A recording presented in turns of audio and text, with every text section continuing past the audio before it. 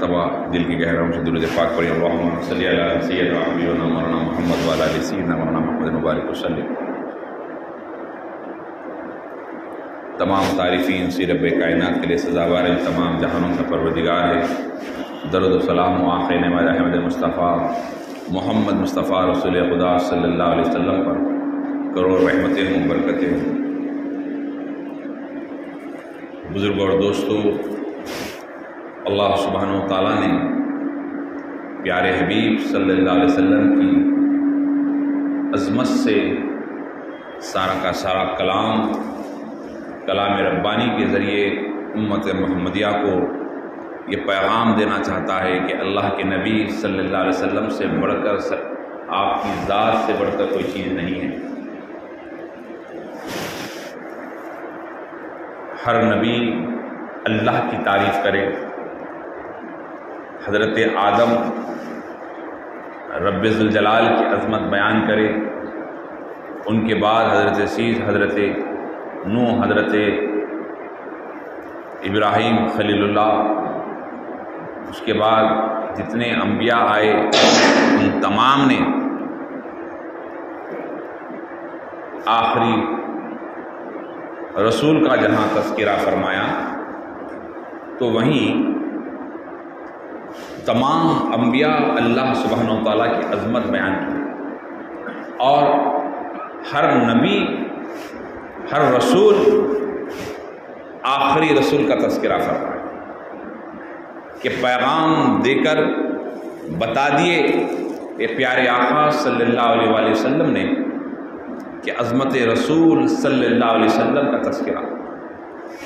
जबकि हज़रत आदम सफ़ीउल्लाह ने अपने इंतकाल से पहले अपने बेटों को बुलाकर कहा कि देखो, सबसे पहले दुनिया में अल्लाह ने मुझे बनाया, मुझे भेजा, लेकिन मेरे अंदर मैं जो बना हूँ, मेरे पुतले को जो बनाया गया है, मुझे सबसे पहले दुनिया में जो भेजा गया है, मेरे भेजने से कई लाख साल पहले, हज़ारों ने कई लाख साल पहले अल्लाह ने तख्लीक फरमाई उस नूर मोहम्मद सल्लल्लाहु अलैहि वसल्लम। अव्वलु मा खलक़ल्लाहु मिन नूर, अल्लाह के नबी ने फरमाया कि सबसे पहले मैं अल्लाह के नूर से अल्लाह ने मुझे बनाया। तो आदम अपने बेटों से कह रहे हैं कि देखो, सबसे पहले अल्लाह ने हज़रत आखिरी रसूल अहमद मुस्तफ़ा जो हैं उनके नूर को बनाया, और उसके कई लाख साल के बाद अल्लाह ने मुझे बनाया और बनाकर दुनिया में भेजा। और मेरी ये ड्यूटी है, मेरी ये जिम्मेदारी है कि मैं हर रोज़ इतने लाख मरतबा नबी पर दरूद पढ़ता हूँ, इतने लाख मरतबा दरूद पढ़ता हूँ। तुम भी मेरे हबीब सल्लल्लाहु अलैहि वसल्लम पे दरूद पाक पढ़े। आखिरी रसूल वसीयत फरमाई। हर बाप अपने इंतकाल से पहले अपनी बीमारी के हालात में वो अपने बच्चों को जिम्मेदारी देता है कि ये करें, ये करें, ये करें, वहाँ ये है, वहाँ ये है, वहाँ ये है, मेरे इंतकाल के बाद ये करना, ये करना, एक हिकमत वसीयत। तो हज़रत आदम अपने बच्चों को वसीयत कर रहे हैं कि दरूद पाक पढ़ा जाए। किस पर? आखिरी रसूल सल्लल्लाहु अलैहि वसल्लम। बुजुर्ग और दोस्तों, ये शान आदम शफ़ीउल्लाह जो हमारे आका मोहम्मद रसूलुल्लाह सल्लल्लाहु अलैहि वसल्लम का तज़किरा फरमा रहे हैं। हज़रत नूह ने भी यही तज़किरा फरमाया। हज़रत इब्राहीम खलीलुल्लाह तो काबतुल्लाह को बना रहे हैं, और काबे को बनाते बनाते दुआ कर रहे हैं कि ऐ अल्लाह, ऐ रब्बे करीम, मैं तेरा बैतुल्लाह बना रहा हूँ, तेरा घर बना रहा हूँ, तेरे घर की दीवार उठा रहा हूँ, ये वज़न पत्थर उठा रहा हूँ। अपने हाथों से जो है आपने पत्थर रख कर कहा, मौला, जो आखिरी रसूल का तज़किरा आदम ने किया, नूह ने किया, दिगर अम्बिया ने किया, जो वजह तख्लीक़ कायनात है हमारे आका, उस नबी को मेरी आल में, मेरी नस्ल में, मेरी पुश्त में अता फरमा, ताकि मैं तेरा शुक्र अदा करूँ, तेरी तस्बीह बयान करूँ, तेरी बड़ाई बयान करूँ। جیسے یہ جملہ ادا کرنا تھا جس مقام پر حضرت ابراہیم علیہ السلام کھڑے رہے، اللہ نے اس پتھر کو بھی عزت عطا فرمائی۔ آپ کو تو ایسی عزت عطا فرمائی کہ جو ہے آپ کی ذات سے 5000 کم و بیش انبیاء کو اللہ نے مبعوث فرمایا۔ کیوں؟ کیونکہ اے ابراہیم تم نے ہمارے اس محبوب نبی کا تذکرہ فرما دیا، اے ابراہیم تم نے ہمارے اس سب سے حبیب کا تذکرہ فرما دیا، تو تم بھی عزت والے اور عزت والے ہو گئے، اور تم جس مقام پہ کھڑے ہیں اس پتھر کو بھی ہم نے عزت عطا فرما دی۔ آج بھی جو حاجی جاتا ہے، عمرے کو جاتے ہیں، طواف کرتے ہیں، 2 رکعت نماز حضرت مقام ابراہیم کا ادا کرتے ہیں شکرانے کے طور پر۔ اس مقام ابراہیم کا مطلب کیا ہے کہ وہ پتھر ہے، وہ مقام ہے جس مقام پر کھڑے ہو کر حضرت ابراہیم نے آخری رسول کا تذکرہ فرمایا صلی اللہ علیہ وسلم۔ بزرگوں اور دوستو، اللہ کے حبیب صلی اللہ علیہ وسلم کی ذات مبارک اتنی شان و عظمت والی ہے، اللہ نے کہا کہ اے حبیب تم بشری لباس میں اسلام کو پھیلاؤ گے یا تم جو ہے باطنی قوت کے ذریعے فرشتوں کی مدد سے کرو گے؟ تو آپ نے کہا کہ میں بشری لباس میں رہ کر اسلام کو پھیلاؤں گا۔ اسی اسلام کو پھیلانے میں آپ پتھر کھائے، آپ پر کچرا ڈالا گیا، آپ کو تکلیف دی گئی، آپ کو جو ہے سوشل بیکاٹ کیا گیا، آپ پر طرح طرح کی مصیبتیں ڈھائے گئے، آپ کو اتنی اذیتیں دی گئی۔ ان تمام اذیتیں پہنچنے کے بعد بھی کہا کہ جب آپ کو جو ہے طائف کے میدان میں نوجوانوں نے آپ کے ساتھ بے حرمتی کی، آپ کے ساتھ جو ہے غلط طریقے سے پیش آئے، آپ کو لہو لہان کیا گیا، تو آپ صلی اللہ علیہ وسلم جیسے کھڑے ہیں، ملک الجبال آتے ہیں، آ کر کہتے ہیں کہ اے یا رسول اللہ صلی اللہ علیہ وسلم آپ فرمائیے، اللہ آپ سے حکم لینے کے لیے کہتا ہے، اللہ چاہتا ہے کہ آپ حکم دیں تو جو ہے یہ 2 پہاڑوں کے درمیان جو بستی طائف کی ہے ہم اس کو دبا دیں گے، اس کو مسل دیں گے۔ تو اللہ کے حبیب نے کہا، اللہ کے حبیب نے کہا، دیکھیے آپ یہاں رسول کے ساتھ گستاخی ہو رہی ہے، رسول کی شان میں بے ادبی ہو رہی ہے، تو اللہ فرشتے کو بھیج رہا ہے کہ جاؤ میرے حبیب سے پرمیشن لو، اگر یہ کہہ دے تو بستی دونوں پہاڑوں کو بیچ میں ڈال کر دبا کر انہیں کریش کر دے، انہیں ختم کر دے۔ اللہ کے اس مخرف فرشتے ملک الجبال جیسے آ کر کہا، یا رسول اللہ اللہ چاہتا ہے آپ سے اجازت لے کر ان پر عذاب مسلط کریں۔ اللہ کے حبیب نے کہا خون جا رہا ہے، جسم پر جو ہے آپ کے خون بہ رہا ہے، اس حالات میں کہتے ہیں کہ نہیں یہ جانتے نہیں کہ میں کون ہوں، ان کی آنے والی نسل مجھے جانے گی اور میرا کلمہ پڑھے گی، اللہ کو ایک مانے گی، مجھے رسول مانے گی، انہیں چھوڑ دیں۔ تو پتہ چلا اللہ کے حبیب صلی اللہ علیہ وسلم کی شان میں جو گستاخی ہوتی ہے، تو آپ اور ہم تو کچھ نہیں، اللہ کا غضب ایسے عروج پر پہنچتا ہے، اللہ رزق روک دیتا ہے، اللہ جو ہے ایک قسم کی بے چینی پیدا کر دیتا ہے، ماحول کو امن ختم ہو جاتا ہے، سکون ختم ہو جاتا ہے، لوگ ہیبت و خوف میں رہتے ہیں۔ تو ہم نے دیکھا کہ لوگ کیسے خوف میں تھے، لوگ کیسے ماحول میں تھے، کیوں؟ جب گستاخی نبی صلی اللہ علیہ وسلم ہوتی ہے تو اللہ کا عذاب زمین پر آتا ہے۔ بزرگوں اور دوستو، آج ہم جو نماز پڑھ رہے ہیں، ہم جو عبادتیں کر رہے ہیں، جتنی بھی ہے، اس کا تعلق ایمان سے۔ آپ دیکھیے حضرت عمر بن خطاب رضی اللہ تعالیٰ عنہ جلیل القدر صاحب رسول ہیں، آپ صلی اللہ علیہ وسلم کے سامنے آئے اسلام لانے کے بعد کچھ دنوں، اللہ کے حبیب پوچھنے لگے اے عمر تم مجھ سے کتنی محبت کرتے ہو؟ یا رسول اللہ ہر وہ چیز سے بڑھ کر۔ کہا تمہارا ایمان ابھی مکمل نہیں ہوا، پھر کہا یا رسول اللہ میرے مال سے بڑھ کر. کہا تمہارا ایمان مکمل نہیں ہوا. اس کے بعد کہا یا رسول اللہ میں دنیا میں کسی کو سب سے زیادہ چاہتا ہوں تو میں آپ کو چاہتا ہوں. کہا تمہارا ایمان ابھی مکمل نہیں ہوا. اس کے بعد اللہ کے حبیب اپنے سینے سے لگاتے ہیں. ایک روایت میں آئے کہ اپنے دست مبارک حضرت عمر بن خطاب کے سینے پہ رکھتے ہیں. کہتے ہیں اب بتاؤ تم مجھ سے کتنی محبت کرتے ہو. وہ عمر جس کی شان یہ ہے کہ جس راستے سے عمر آئے شیطان اپنا راستہ بدل دیتا ہے. وہ عمر جو مراد رسول ہے اللہ کے حبیب نے جس سے مانگا. جیسے ہی دست مبارک اللہ کے رسول کا حضرت عمر بن خطاب کے سینے پہ لگنا تھا کہا یا رسول اللہ میری جان آپ پہ قربان, میری اولاد آپ پہ قربان, سب کچھ آپ پہ قربان یا رسول اللہ. جیسے ہی کہا اب تمہارا ایمان مکمل ہوا ہے, تمہارا ایمان مکمل ہوا ہے. تو ایمان کا تعلق ہر چیز سے بڑھ کر اللہ کے رسول کو جب تک چاہیں گے نہیں آپ کا ایمان ہو جائے.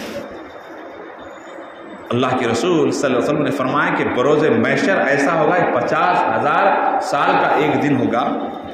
کسی کو ایک دن تکلیف آ جائے, 1 گھنٹہ تکلیف آ جائے, کوئی بچہ دواخانے میں ہے, کوئی گھر میں بڑے لوگ بیمار ہے تو کھانا نہیں کھاتا, اس کی پسند کی غذا اس کو ہے چھوڑو, اس کی مرضی کی اس کو غذا مل رہی, بولے نہیں, پریشان پریشان, بوران بوران بوران بوران, چہرہ اترا ہوا.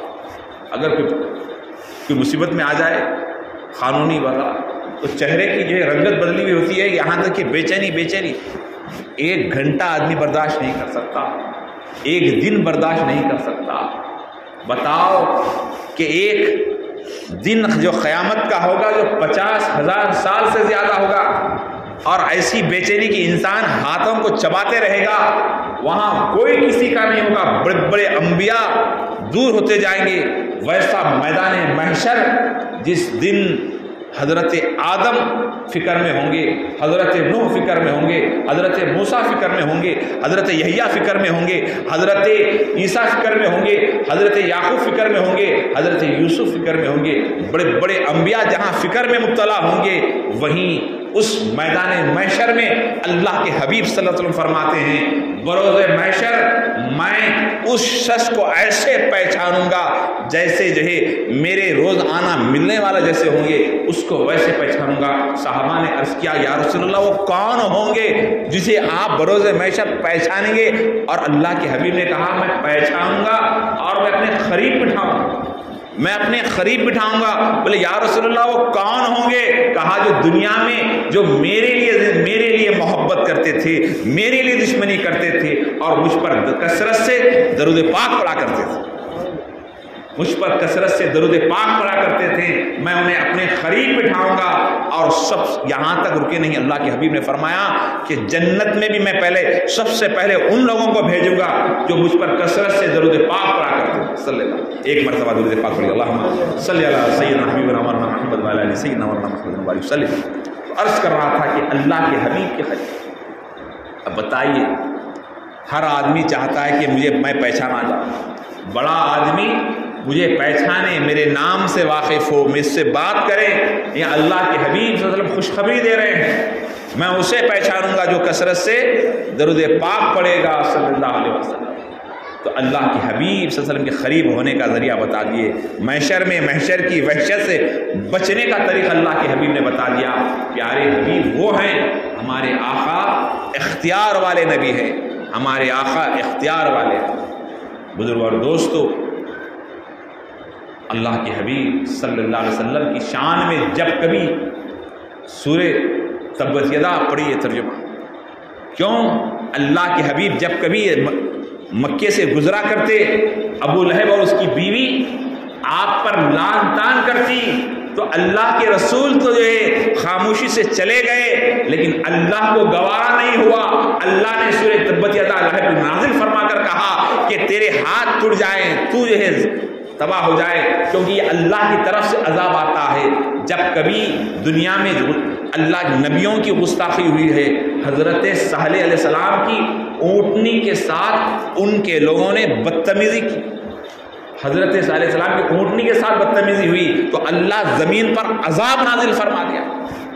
ارے ایک نبی تو نبی ہیں، وہ جس سے منسلک ہو جائے ان کو اگر کوئی برا بھلا کہتا ہے تو اس پر عذاب آتا ہے۔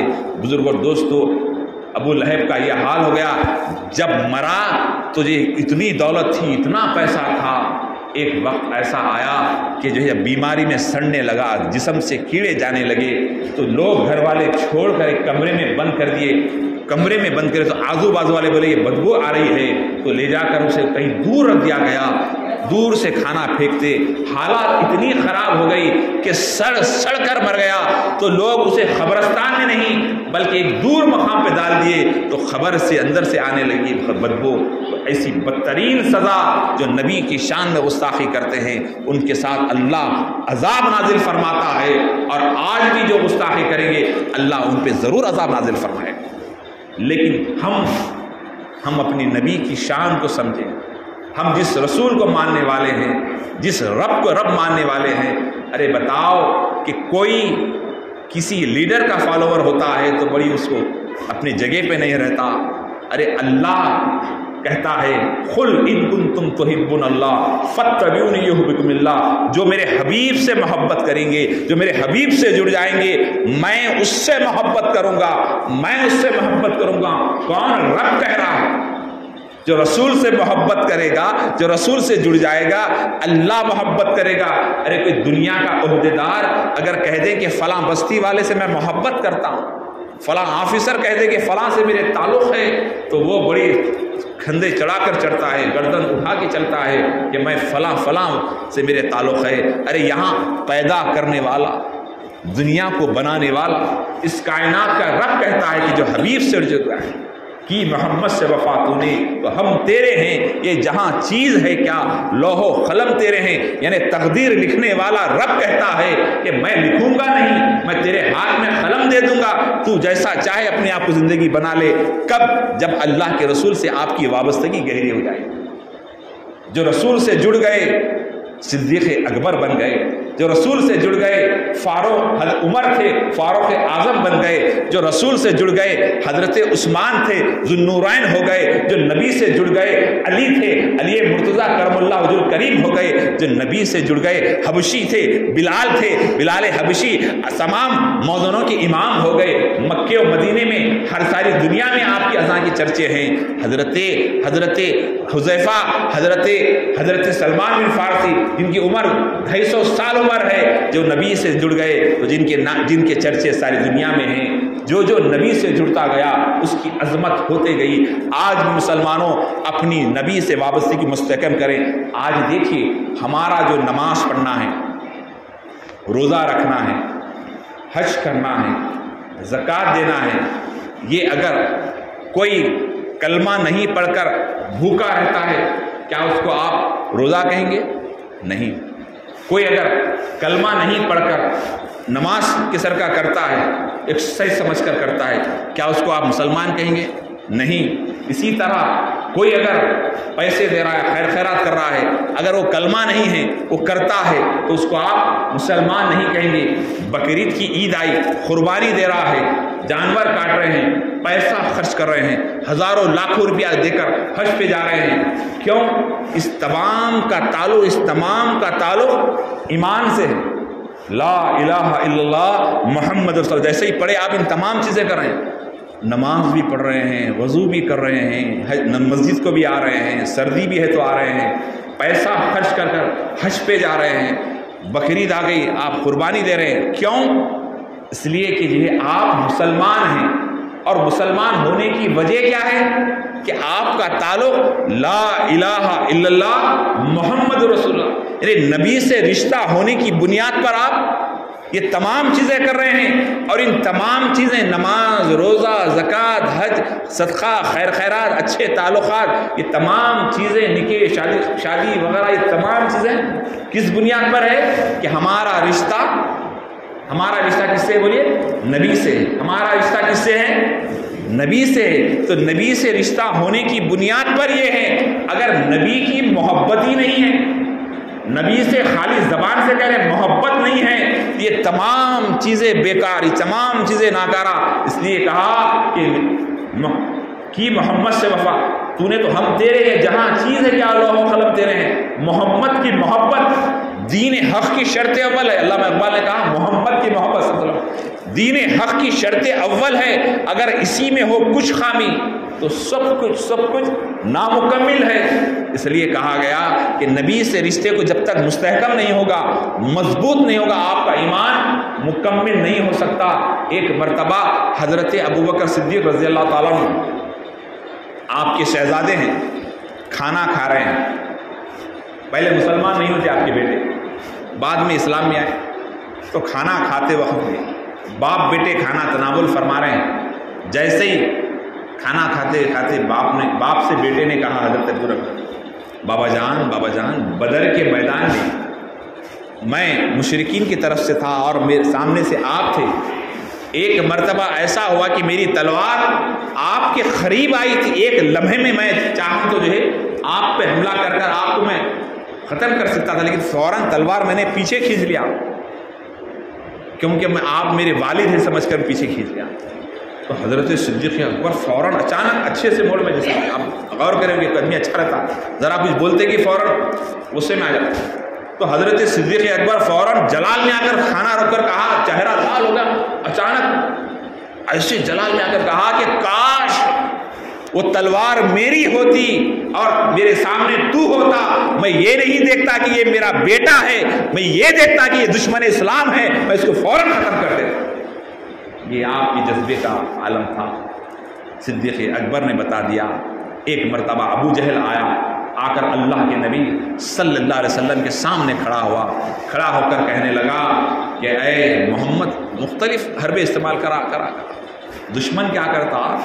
تکلیفیں دینا چاہتا، تکلیفیں، غیبتیں، وہ یہ دشمنی جب ہوتی نا، ہر چیز بری نظر آتی. دشمن کا جو عینک ہوتا ہے، اور یہ دشمنی حسد میں ہوتی. حسد ایسی چیز ہے کہ دشمنی ہوتی. تو اللہ کے حبیب صلی اللہ علیہ وسلم کی عظمتوں سے، وہ اللہ کے رسول کی عظمت، ایسی عظمت کا یہ عالم کہ ایک مرتبہ ابو جہل مختلف کوشش کرا یہاں تک کہ آپ حبیب یمنی کو بلایا. ان کے جو دوست، ابو جہل کے دوست یمن میں تھے، بلا کر کہا کہ جو ہے میرے دوست تو بہت علم والے ہو، تم بڑے قابل ہو، میں چاہتا ہوں کہ تم یہاں ہمارے مکے میں ایک شخص اپنے آپ کو محمد کہتے ہیں، نبی کہہ رہے ہیں، ذرا آ کر ان سے مقابلہ کریں، آپ بہت قابل ہیں، علم رکھتے ہیں. تو ابو جہل نے بلایا تو حضرت حبیب یمنی یمن سے آئے. جیسے یمن سے آئے تو ابو جہل دعوت کرنے لگا کہ دیکھو بھائی، بہت دانش مند ہے، بہت وہ ہے، یہ آپ ایسا سوال کرنا کہ ان کو آپ فوراً ان کے سوال سے ذرا شکل دے دیں، تھوڑا سمجھا کے کر کے جو ہے ابو جہل بھیجا. اس کے بعد حضرت حبیب یمنی آئے، اللہ کے رسول صلی اللہ علیہ وسلم سے کہا کہ آپ نبی ہیں؟ جی ہاں، میں نبی. اگر آپ واقعی نبی ہیں تو میری ایک شرط ہے، اس کو پوری کریں. تو میں آپ کے ہاتھ پر اسلام قبول کروں گا اور آپ کو میں نبی مانوں گا. تو اللہ کے نبی کا فرماؤ کہ جو ہے چاند کے جو دو ٹکڑے کر کے بتائیں، چاند کے 2 ٹکڑے کریں. کیا ٹھیک ہے؟ اللہ کے نبی ٹھیک ہے، تیری خواہش پوری کروں گا. بولے چاند، اب دن میں بات ہو رہی، دن میں تو چاند نکلتا نہیں. اب رات میں 14ویں رات ابھرتا ہوا سورج. اب جا کر ابو جہل کے پاس گئے، بولے ایسا سوال ڈال کے آؤ، ایسا سوال کرا ہوں ابو جہل تو یقین مان کے وہ کر ہی نہیں سکتے. بولے ایسا کیا ہے؟ ارے نہیں، کیا سوال ہے، بول تو صحیح. وہاں جادو کا اثر زمین پہ ہوتا ہے، آسمانوں میں نہیں ہوتا، لہذا میں آسمان کا سوال کر دیا ہوں، تو بے فکر ہو. بولے کیا سوال؟ کہا کہ چاند کے 2 ٹکڑے کرنے کے لیے کہا، یہ ہو ہی نہیں سکتا. تو فوراً ابو جہل کہا، اے حبیب تو کہہ رہا ہے، لیکن جس سے تو سوال کیا ہے تو کوئی اور سوال کرنا تھا. نہیں، یہ سوال سب سے بڑا ہے. ابو جہل مارا کہ دل مارا اس کا، یہ بھی ہو سکتا. بہرحال حبیب یمنی کی باتوں میں آ کر جو ہے پورے لوگوں کو لے کے جمع کرا. ابو جہل پورے لوگوں کو جمع کرا. کھلے میدان میں لوگ سارے کے سارے لوگ جمع ہیں کہ آپ چاند کے 2 ٹکڑے اگر نہیں کریں گے تو یہ نبی معاذ اللہ غلط ہو جائیں گے۔ حبیب یمنی بیٹھے ہیں، ابو جہل ہے، سب ہے، اللہ کے رسول اپنے چاہنے والوں کے ساتھ آئے، بیٹھے، کہا حبیب کہاں ہیں؟ قریب لاؤ۔ جیسے حبیب یمنی قریب آئے، کہا تم کیا سوال کرتے ہو؟ پھر سے سب کے سامنے دہراؤ، کہا کہ آپ اگر سچے نبی ہیں اس چاند کے 2 ٹکڑے کریں۔ ذرا اونچی آواز سے کہو۔ حبیب سے کہا کہ تمہارا سوال ذرا اونچی آواز میں کہو۔ کہا کہ آپ اگر نبی ہیں تو 2 ٹکڑے چاند کے کر کے بتائیں۔ سب نے سنا کہ چاند کے 2 ٹکڑے کیسے ہوں گے۔ اللہ کے رسول نے جب سب نے سنا تو فوراً کہا کہ جو ہے چاند کے ٹکڑے 2 ہونے کے لیے کہہ رہا ہے تو نبی مانے گا۔ تو اللہ کے حبیب ختم المرسلین صلی اللہ علیہ وسلم اپنی پیاری پیاری انگلی کو اٹھایا، اپنی جو ہے ہاتھ کو اٹھا کر چاند سے مخاطب نہیں ہوئے، کہا چاند کی طرف اشارہ کیا۔ ایک اشارہ چاند کی طرف کرنا تھا، آسمان کا چمکتا ہوا وہ چاند، وہ قمر 2 ٹکڑے ہو جاتا ہے، آدھا ادھر ہو جاتا ہے، آدھا ادھر ہو جاتا ہے۔ جیسے چاند کے 2 ٹکڑے ہو گئے، حبیب چیخ مار کے کہنے لگا یقیناً محمد رسول اللہ، آپ حق ہے، آپ اللہ کے نبی ہیں، آپ اللہ کے نبی ہیں۔ ابو جہل دھارے مارتا ہوا چلا گیا، وہاں سے نکلا۔ بزرگ اور دوستو، اللہ کے رسول صلی اللہ علیہ وسلم نے جب چاند کے 2 ٹکڑے کیا، اس کے بعد جڑ گیا۔ جڑنے کے بعد وہ جو نشان اس کے اندر آج بھی موجود ہے، اسے دیکھ کر کئی لوگوں نے نبی مانا۔ اس کے بعد حبیب یمنی، 1 آدھ منٹ بڑھ رہا ہے، حبیب یمنی رضی اللہ تعالیٰ اسلام میں آئے، جیسے ہی ملاقات کیے، جانے لگے، جاتے ہوئے دل میں تمنا تھی، دل میں خواہش تھی، گھر گئے۔ جیسے گھر گئے تو ان کی ایک بیٹی تھی جو پیر سے معذور، چہرے سے جو ہے چہرہ خراب، جن کے چہرے پہ پھنسیاں وغیرہ، چل نہیں سکتی، بیمار، ایک لاش کی مانند بستر پہ تھی۔ جاتے جاتے اللہ کے رسول سے کہا نہیں، مراد رکھا نہیں، دل میں تمنا تھی، رسول سے ملے، مل کر گئے۔ یمن جیسے ہی پہنچے، رات ہو گئی، گھر پہنچے، گھر پہنچ کر دروازے پہ دستک دی، جیسے دستک دی دروازہ کھلا، دروازہ کھلا، کوئی خادمہ نہیں بلکہ ایک حسین و جبین خوبصورت لڑکی آ کر دروازہ کھولتی ہے۔ جیسے دروازہ کھولا تو جو ہے نیچے سے اوپر حضرت حبیب یمنی کہنے لگے کون تو کون ہے؟ کہا بابا جان میں آپ کی بیٹی ہوں، بابا جان میں آپ کی بیٹی ہوں۔ کہا میری بیٹی تو بیمار تھی، بڑی چل نہیں سکتی تھی، پیر سے معذور تھی، چہرے سے خراب تھی، تو اتنی خوبصورت۔ کہا بابا جان اندر آئیے۔ جیسے اندر آئے، حدیث پاک میں لکھا ہے کہ اللہ کے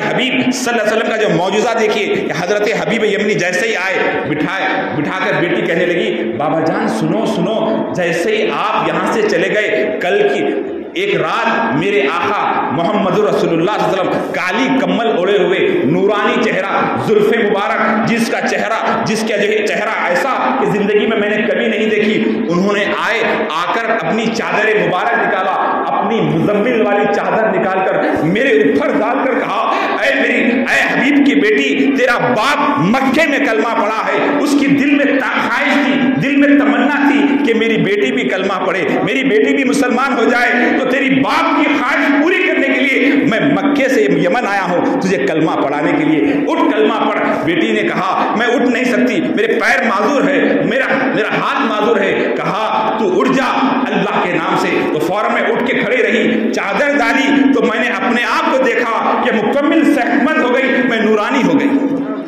تو ایک لمحے میں مکے میں رہ کر اختیار یہ ہے میرے آقا کے، مکے سے آ کر یمن میں کلمہ پڑھا سکتے ہیں۔ میرے آقا نے کہا جو جمعہ کے روز مجھ پر دل سے درود پڑھتا ہے، میرے پاس ایک فرشتہ ہے، وہ فرشتہ کہتا ہے کہ یا رسول اللہ فلاں بن فلاں، فلاں بن فلاں، فلاں کا بیٹا آپ پر درود پڑھ رہا ہے، درود بھیج رہا ہے، تو مجھے درود پیش ہوتا ہے۔ تو بزرگ اور دوستو، ہمارے آقا کی شان وہ ہے، مدینے میں رہ کر ہم گناہگاروں کو دیکھ رہے ہیں، لیکن ہمارا حال یہ ہے کہ آج ہمارے سامنے رسول کائنات کی شان میں بے ادبی ہو رہی ہے، گستاخی ہو رہی ہے، ہم اس سے پہلے ہم کچھ نہیں کر سک رہے، لیکن ہمیں کثرت سے درود پاک پڑھنا چاہیے، کثرت سے درود پاک پڑھتے ہوئے اپنے آپ کو عمل کی طرف، عمل کے میدان میں آنا چاہیے، عمل کے میدان میں آنا چاہیے۔ ایک مرتبہ دل کی گہرائی سے درود پاک پڑھیے، اللہم صلی علی سیدنا حبیبنا مولانا محمد وعلی آل سیدنا مولانا محمد مبارک وسلم۔ یہ اسلام کی حقانیت ہے،